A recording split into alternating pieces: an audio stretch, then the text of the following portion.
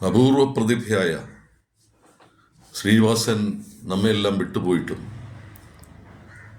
ഒരിക്കലും മരിച്ചുപോയി എന്ന് നമുക്ക് സങ്കല്പിക്കാൻ കഴിയാത്ത വിധം ദിനചര്യകളിൽ അദ്ദേഹത്തിൻ്റെ ഓരോ നർമ്മരസങ്ങളും അഭിനയശകലങ്ങളുമെല്ലാം ഇഴചേർന്ന് കിടക്കുന്നു. ഇത്രയും തന്നിലേക്ക് തന്നെ നോക്കി പരിഹസിച്ച, ഗ്ലാമറുകളെ പരിഹസിച്ച, തൻ്റെ കഥകളിലൂടെ പരിഹസിച്ച ഒരു കലാകാരൻ വേറെ ഉണ്ടായിട്ടില്ല.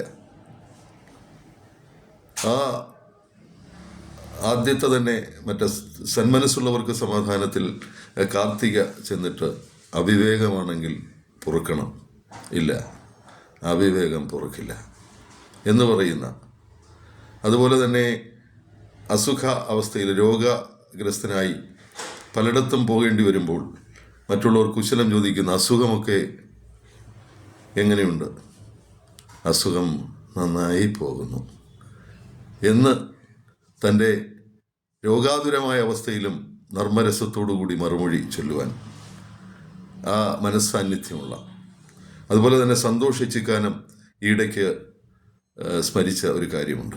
അദ്ദേഹത്തിന് ഒരു തിരക്കഥ ഏൽപ്പിക്കുവാൻ വരുമ്പോഴും അതിൻ്റെ നിർമ്മാതാവ് വരികയാണ് ഇവരെയൊക്കെ പരിചയപ്പെടാനായിട്ട്.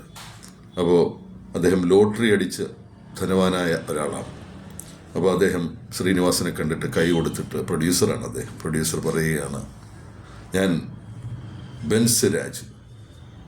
ഉടൻ തന്നെ ശ്രീനിവാസൻ അടുത്ത കൗണ്ടർ, ഞാൻ ടൊയോട്ട ശ്രീനി.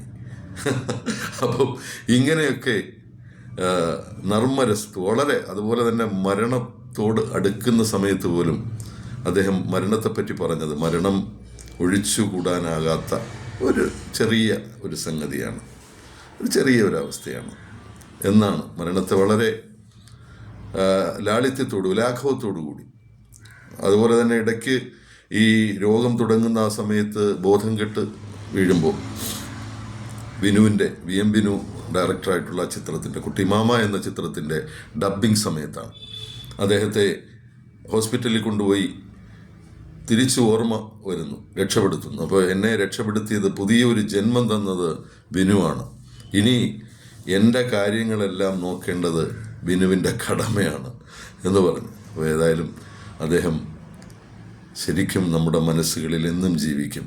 അദ്ദേഹത്തിൻ്റെ ഓർമ്മകൾക്ക് മുന്നിൽ ശിരസ്സ് നമിക്കുന്നു. ആദരാഞ്ജലികൾ.